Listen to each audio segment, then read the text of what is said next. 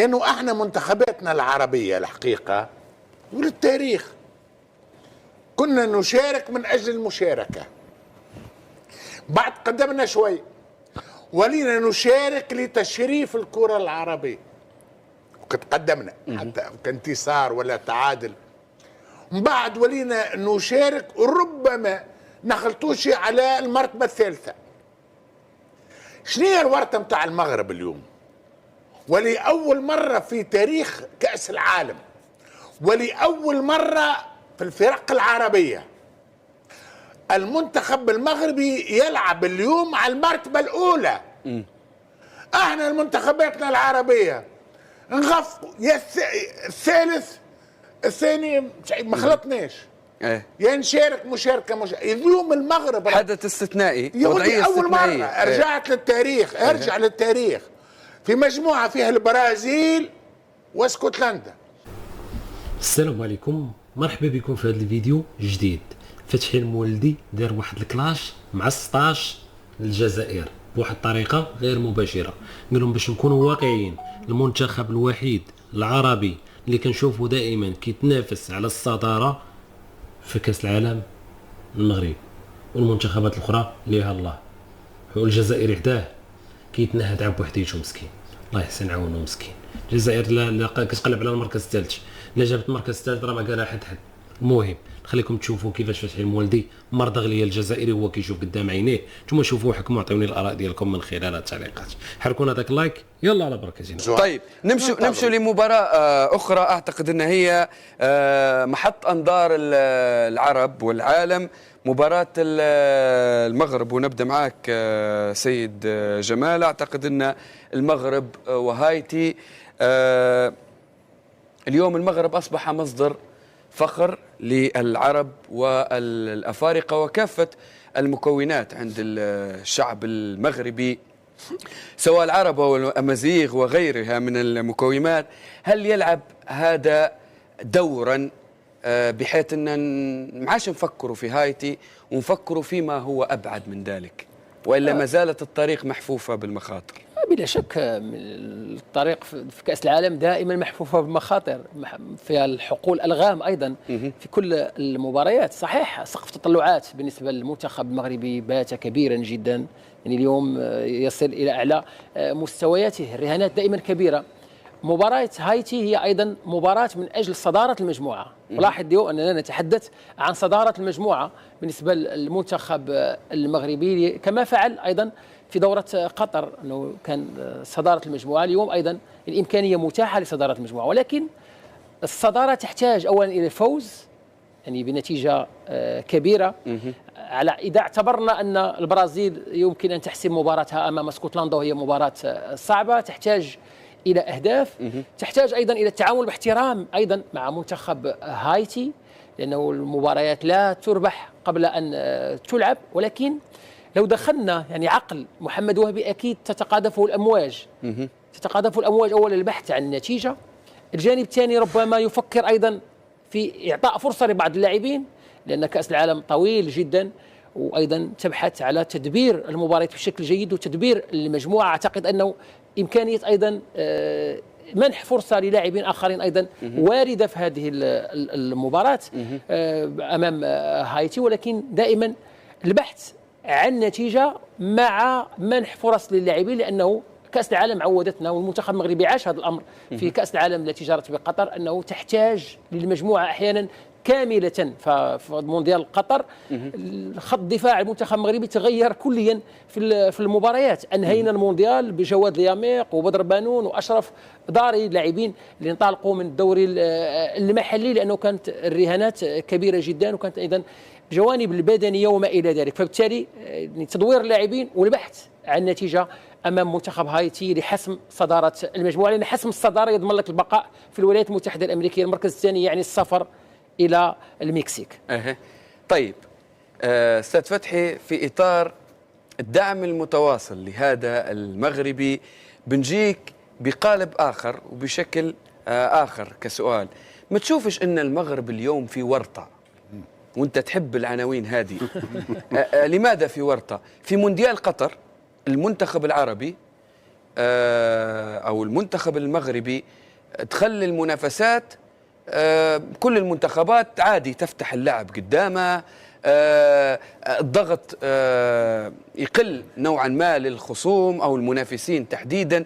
دهنية المنتخب اللي تلعب له يقول لك أنا جاي لي منتخب من أفريقيا، منتخب عربي مهما يكون اسمه نقدر نتجاوزه.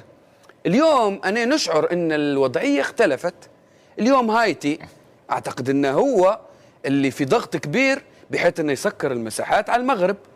وتأكيدا على ذلك تبي الحقيقة ولا أنا شفت البرازيل متحفظ أمام المغرب، فهذا يعني أن اليوم اخذنا المغرب من مكان وضعناه بين المنتخبات العملاقة في هذا. إذن المغرب في ورطة. عجبني ياسر. لا ورطة إيجابية. هذه لأنه احنا منتخباتنا العربية الحقيقة وللتاريخ كنا نشارك من أجل المشاركة، بعد قدمنا شوي ولينا نشارك لتشريف الكرة العربية، وقد قدمنا حتى كانتصار ولا تعادل.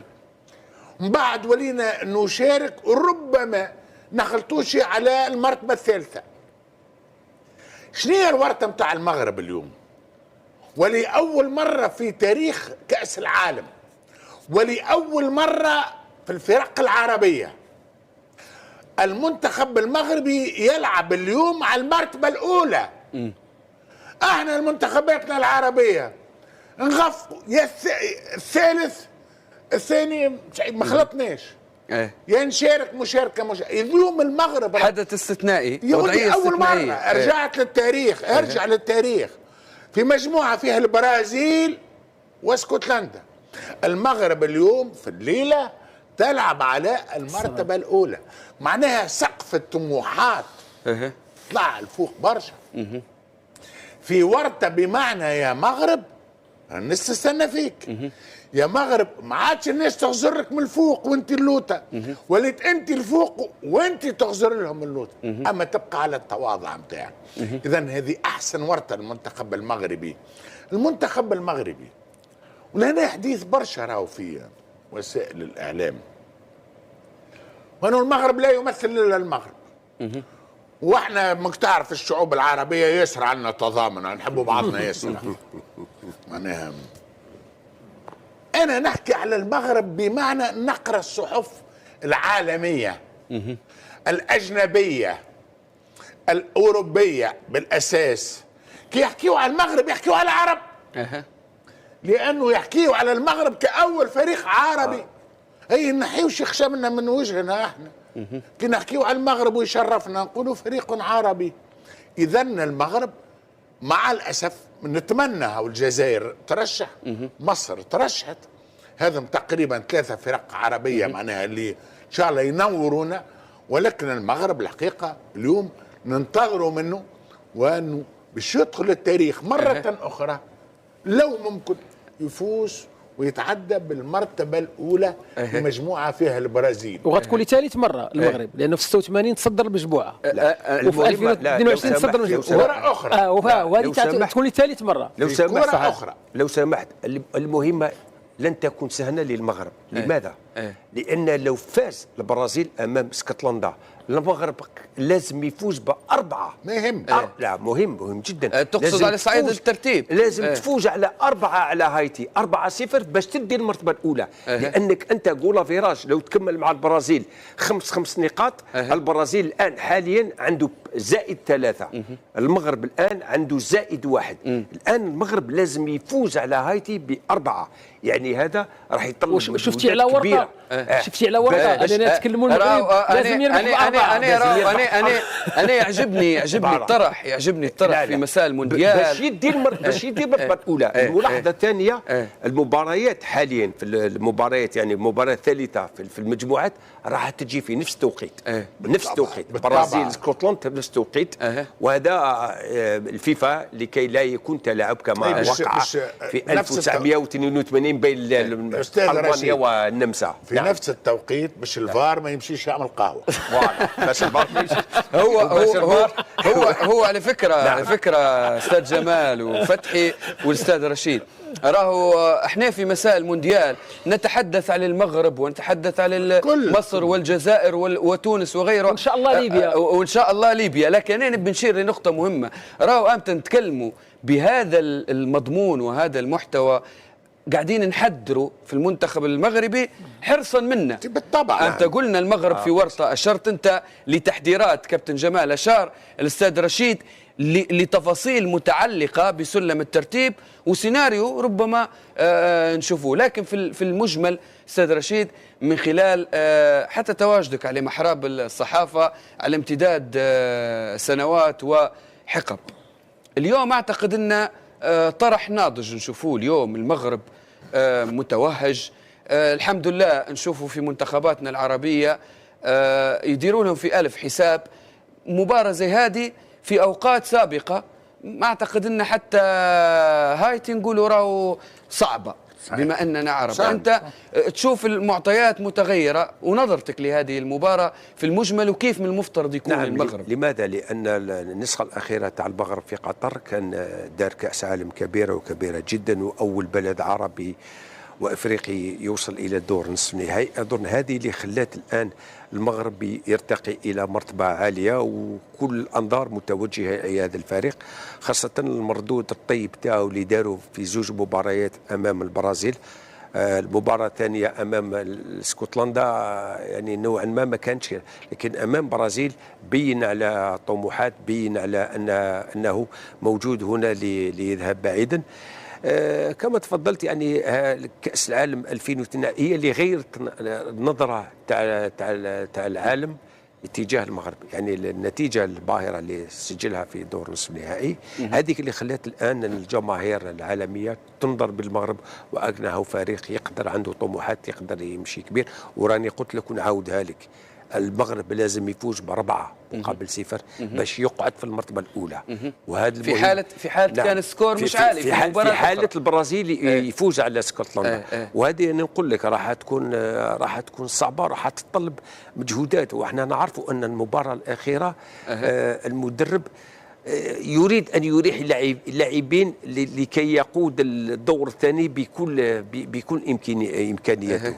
هذه هي نظن باللي هذا الخوف. أنا أضم صوتي لصوتك في هذه التمنيات. نعم. خصوصا أنك أستاذ رشيد تتمنى أن ترى المغرب وكذلك جمال والأستاذ فتحي متصدرا لهذه المجموعة لنحقق أولوية جديدة تسعد الشعب العربي، تسعد المغاربة بمختلف مكوناتها سواء عرب أو أمازيغ وغيرها. خلينا نشوفوا ماذا قال وهبي قبل هذه المباراة ومن ثم نواصل.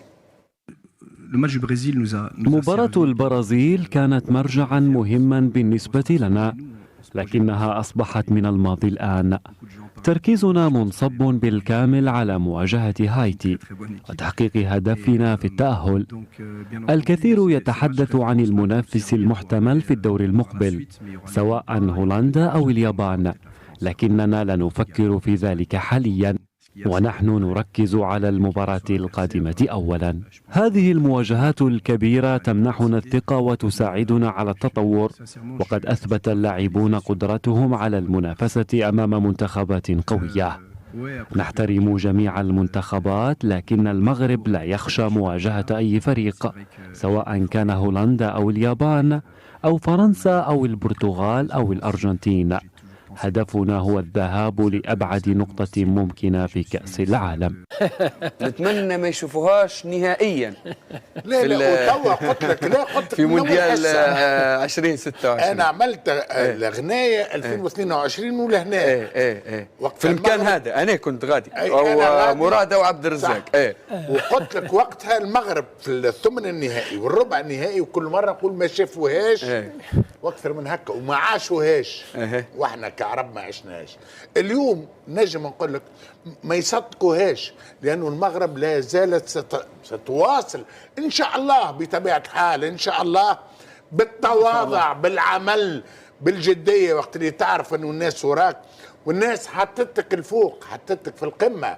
ولهذا ما نظنش كان المنتخب المغربي.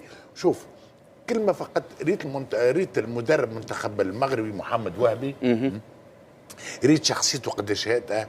كتبدا شخصيه المدرب هادئه تنطبع على اللاعبين، صحيح. تؤثر على اللاعبين، تلقى فريق هادئ. هذاك علاش وقت اللي يرى المدرب المنتخب المغربي هادئ يقول المنتخب المغربي بهدوء سيذهب بعيدا. طيب نمشي لمحور اصدقاء ديالي خوتي المغاربه الاوفياء، كنتمنى الفيديو يكون الاعجاب ديالكم، كنتمنى تعطوني الاراء ديالكم من خلال التعليقات.